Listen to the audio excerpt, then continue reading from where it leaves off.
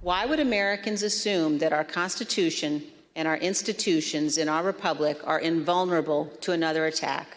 A key lesson of this investigation is this: our institutions only hold when men and women of good faith make them hold, regardless of the political cost.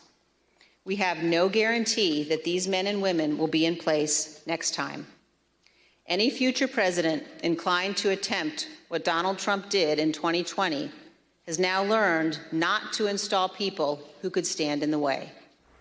That was former Congresswoman and January 6th Select Committee Vice Chair Liz Cheney sounding the alarm about the all too dangerous lessons that the disgraced ex-president and his allies learned from their first failed attempt to steal an election. Now, brand new reporting in the Washington Post has uncovered a widespread effort by GOP officials to block certification of election results in key battleground states. Post writes this, quote, since 2020, county-level election officials in 5 key battleground states, Georgia, Arizona, Michigan, Nevada, and Pennsylvania, have tried to block the certification of vote tallies in both primaries and general elections. While so far these efforts have failed, they could upend the next election. Quote, voting rights advocates believe that unsubstantiated claims of fraud by Trump and his allies are sowing even deeper mistrust in the fall election results than they did 4 years ago, raising the potential for unrest and even violence on a greater scale, too. And as Liz Cheney warns, many of the people who stopped Trump in 2020 are no longer there. They've been replaced with true believers of Donald Trump and the big lie. Joining us now, voting rights attorney, the founder of the site Democracy Docket, Mark Elias. Mark, we've had a lot of conversations just this week about, one, this sort of lull in the chatter around domestic violent extremism tied to the big lie.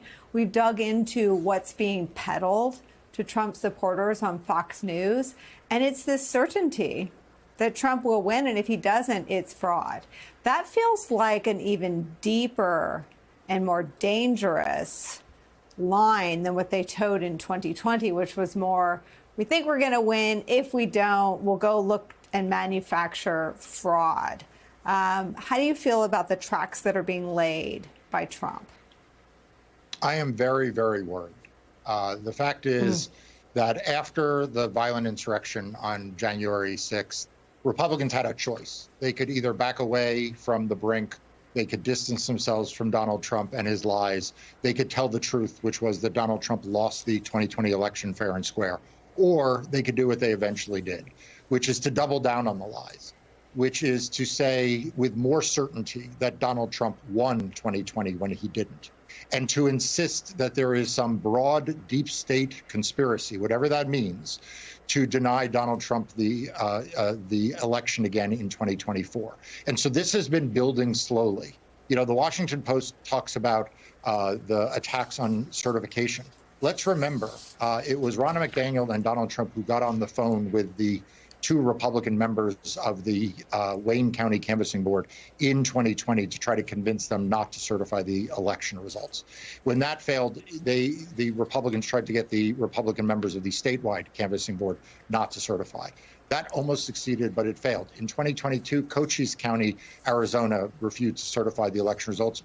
My law firm and I, we sued them to force them to certify. Those election officials have now been indicted by the state. In Pennsylvania, three counties refused to certify in the primary election. 1 county, Luzerne County, refused to certify in the general election. We sued them and forced them to certify. This has been building over and over again. Building up and up, rather. But it's much more dangerous for 2024 because the true believers, as you point out, are now more firmly in control of these offices. Hey there, MSNBC fans. I'm Luke Russert, and be sure to join me, Rachel Maddow, Jen Psaki, Lawrence O'Donnell, Steve Kornacki, Joy Reid, and many more September 7th in Brooklyn, MSNBC Live Democracy 2024. Click on the link for ticket information. We will see you there.